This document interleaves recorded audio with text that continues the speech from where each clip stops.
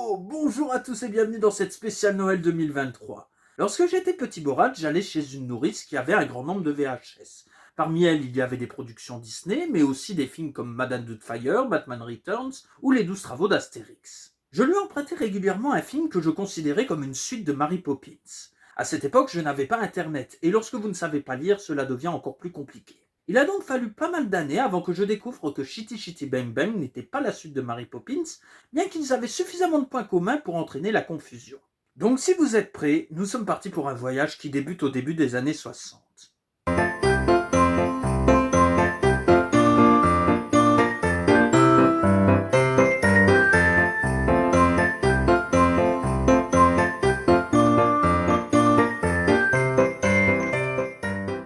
Ancien espion de Sa Majesté, Ian Fleming devient un romancier à succès dans les années 50 grâce au personnage de James Bond, agent 00 détenteur d'un Walter PPK et amateur de jolies filles comme du vodka martini au shaker.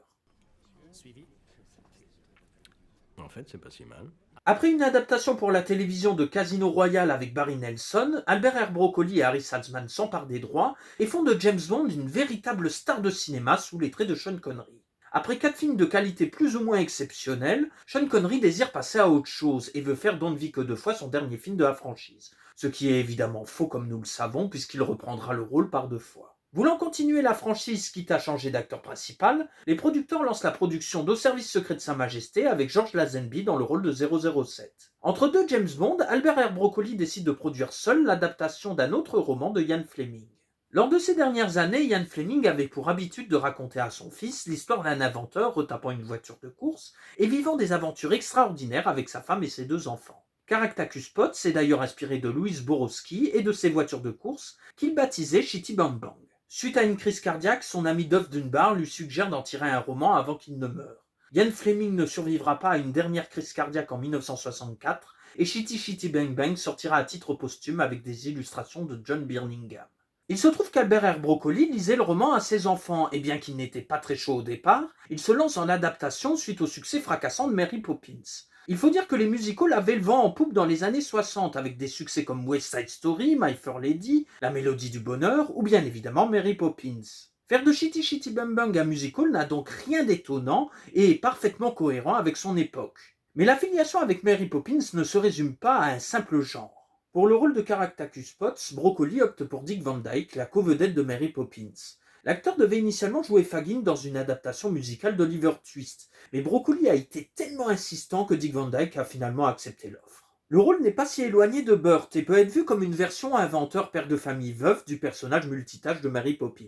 La modification au sujet du statut familial du personnage a été faite afin d'introduire une histoire d'amour avec un personnage créé pour l'occasion, Truly Scrumptious, soit littéralement Truly vraiment délicieuse. Un nom qui n'a rien d'étonnant puisque Ian Fleming avait l'habitude de faire ce type de jeu de mots avec ses personnages féminins, à l'image de Pussy Galore dans Goldfinger. Truly est incarnée par Sally Ann Hoy et elle est doublée en français par Eliane Thibault, qui n'est autre que la version française de Mary Poppins. D'ailleurs, Julie Andrews avait été conviée pour jouer le rôle, mais elle a refusé car elle trouvait le projet trop similaire au Disney. Les chansons sont écrites par les frères Sherman, compositeurs d'un grand nombre de films Disney, dont le film suscité, Le Livre de la Jungle et Merlin l'Enchanteur. Devenu freelance depuis la mort de Walt Disney, Broccoli n'a eu aucun mal à les engager. L'arrangeur Erwin Kostol et les chorégraphes Didi Wood et Mark Bro, tous présents sur Mary Poppins, sont également de la partie. La bande originale contient une bonne douzaine de chansons, et même si elles ne sont pas toutes parfaites, on retiendra au moins la chanson titre qui est particulièrement entraînante, ou Lovely Lonely Man qui est une magnifique déclaration d'amour de Truly à Caractacus et permet une belle prestation vocale à Sally Ann Hoy. D'ailleurs, la berceuse chantée par Dick Van Dyke rappelle beaucoup Feed the Birds. Les chorégraphies du duo sont incroyables et certaines ont été difficiles à mettre en place ou à faire. Dick Van Dyke n'est pas danseur professionnel et ne s'est donc pas étiré aussi bien que ses collègues danseurs. Dans la scène de l'usine à bonbons, Dick Van Dyke devait tourner autour d'un plateau avant de donner un coup de pied en arrière. Malheureusement pour lui, il s'est déchiré le gros muscle derrière la cuisse et n'a pas pu danser pendant 6 semaines. Toutefois, il a pu tourner des scènes non dansées en attendant. La scène Mayhol Bamboo est basée sur la danse Morris, une danse folklorique anglaise où les danseurs sont grimés, déguisés et peuvent utiliser divers objets. Ici, il s'agit de bambou avec des tiges de métal à l'intérieur. Une scène que Dick Van Dyke considère comme une des plus difficiles de sa carrière. Ainsi, il a fallu 23 prises avant de réussir le dernier tableau du numéro et encore de justesse d'après l'acteur. Soulignons que les chansons ont été préenregistrées et qu'elles ont été interprétées en playback sur le plateau. Au départ, toute la partie avec le baron Bombburst devait être dans la continuité de la première partie et se situer dans le réel. Toutefois, il a été décidé d'aller vers le fantastique après moult discussions. Dans Mary Poppins, Robert Stevenson installait une gouvernante un brin surnaturelle dans le Londres de 1910 et lui faisait faire des choses extraordinaires dans un cadre réaliste. Dans Chitty Chitty Bang Bang, la chose est différente. La seconde partie est en fait une histoire racontée par Caractacus à Trulli et à ses enfants, et la transition se fait par un fondu enchaîné. À partir de là, tout est possible dans un monde où les enfants sont interdits, où les adultes s'amusent avec des jouets confectionnés par Benny Hill, et où une voiture peut voler ou aller sur l'eau. Le film passe alors d'une comédie familiale à un véritable film d'aventure. Néanmoins, la partie racontée a un impact sur le couple star et la fin se révèle d'une certaine ambiguïté. Si Chitty Chitty Bang Bang est un musical typique de son époque, il est également une pure production brocoli. Ainsi, un grand nombre de personnes impliquées dans la franchise 007 est présent dans l'équipe du film. À l'écran, on retrouve Gerd Freub, l'iconique Goldfinger, dans la peau du baron Bombburst, le principal antagoniste du film, mais aussi Desmond Llewellyn, le premier Q, inventeur de la dite voiture. Si Orlamner avait visiblement écrit un premier script en 1965, c'est Roald Dahl qui se charge du scénario final, avant que le réalisateur Ken Hughes et Richard Maibaum ne le retouchent. Roald Dahl est un romancier pour enfants à succès, mais une de ses rares incursions au cinéma fut le scénario d'On ne vit que deux fois. D'ailleurs, il ne serait pas étonnant que l'énorme nez du ravisseur d'enfants soit une de ses idées au vu de certains de ses propos. Ken Hughes avait déjà réalisé 3 films pour Albert R. Broccoli, dont Jazz Boat et Les procès d'Oscar Wilde, où l'on retrouvait déjà Lionel Jeffries. L'ironie veut qu'il faisait partie des nombreux réalisateurs du Casino Royale de 1967. Quant à Maibaum, il a travaillé sur la franchise de 1962 à 1989. À la réalisation du générique, on retrouve un certain Peter Hunt, monteur et directeur de seconde équipe sur les premiers Bond, et qui enchaînera par la suite avec la réalisation d'Au service secret de Sa Majesté. Le directeur artistique Harry Potter avait travaillé quant à lui sur On ne vit que deux fois. Parmi les cascadeurs, on retrouve Vic Armstrong qui travaillera régulièrement sur la franchise 007 de 1967 à 2002 en tant que cascadeur ou coordinateur des cascades.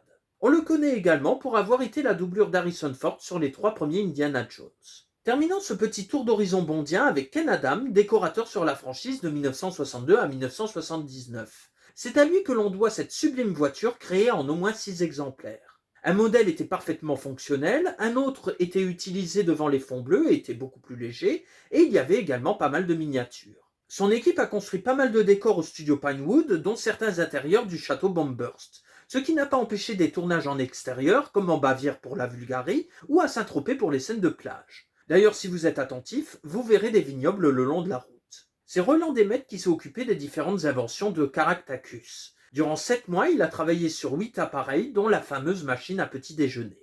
Une machine qui a causé beaucoup de sueur froide à l'équipe puisqu'elle ne marchait pas toujours très bien. Pour ce qui est de l'adaptation, l'histoire du roman a été pas mal modifiée en dehors de l'histoire d'amour entre Trulli et Caractacus. Ainsi, il n'y a plus de gangsters ni de fabricants de bonbons à sauver, et la partie en Bulgarie a été totalement inventée par Roald Dahl. De même, l'action se situait au présent chez Fleming et en 1910 dans le film. Le film peut paraître un peu long, d'autant plus qu'il dure au moins 2h25 et s'étire un peu sur sa seconde partie. Néanmoins, il n'en reste pas moins divertissant et charmant. Le casting semble totalement s'amuser et le couple comme les enfants semblent très bien s'entendre.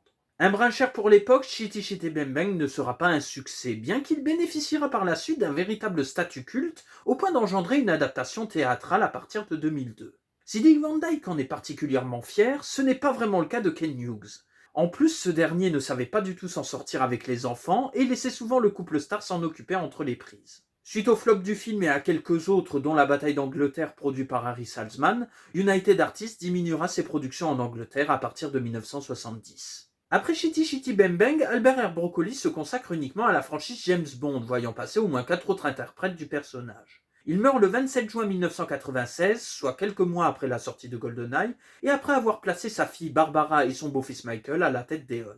Une saga qui ne cesse de se poursuivre avec succès, avec ses bons et ses mauvais côtés, et qui devrait accueillir un nouvel interprète d'ici quelques années. Dick Van Dyke continuera sa carrière, notamment à la télévision en méchant de Columbo ou dans la série Diagnostic Meurtre. Il est également apparu plus récemment dans La nuit au musée ou dans la suite de Mary Poppins, un film qui confirme d'ailleurs que la suite officieuse est certainement meilleure que la suite officielle. Sally Ann Hawes se consacra davantage au théâtre et est décédée en décembre 2021. Heather Ripley et Adrian Hall se sont retirés progressivement du métier d'acteur. Quant à Benny Hill, il continuera son show jusqu'en 1989 avant de nous quitter en 1992. Terminons cette spéciale Noël sur ces propos de Sally Ann Hawes qui résument parfaitement le film. Je suppose que si vous associez Mary Poppins à James Bond, ce serait leur enfant. Donc voilà pour cette spéciale Noël 2023, j'espère que cela vous plaira. N'hésitez pas à vous abonner à la chaîne, à commenter la vidéo sur Blue Sky, Twitter, Facebook ou YouTube, à la partager. Et sur ce, je vous dis à l'année prochaine.